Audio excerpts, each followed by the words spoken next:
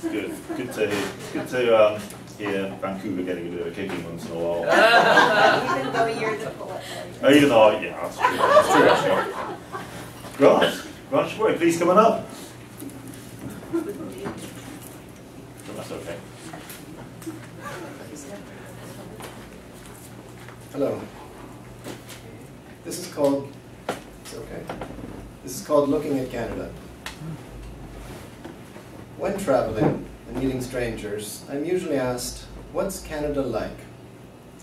And it always makes me think of places I would like to visit once I visited already all of the more exciting places. And I know there will always be places more exciting than Wales, Oklahoma, and Canada. The nations and nationalities of the world must be like a gallery of windows. America is the largest and most compelling window.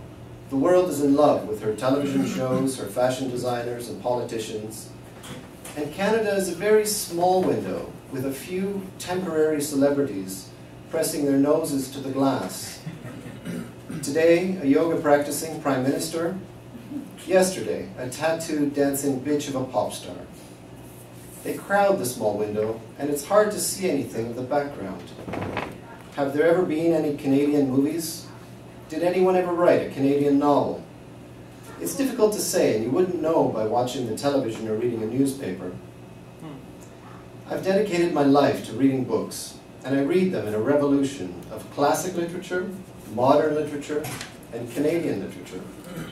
And recently I've added a fourth category, books I read in my younger days, to see how they stand up to my gradual, middle-aged misery. And I like Canadian literature, except that there is always a farm. We have so many great books and sad books, and I love the way they break my heart, right up until the farm. And then I sigh and I roll my eyes and I quietly ask, when will we stop being such a nation of rednecks? But that must be perspective.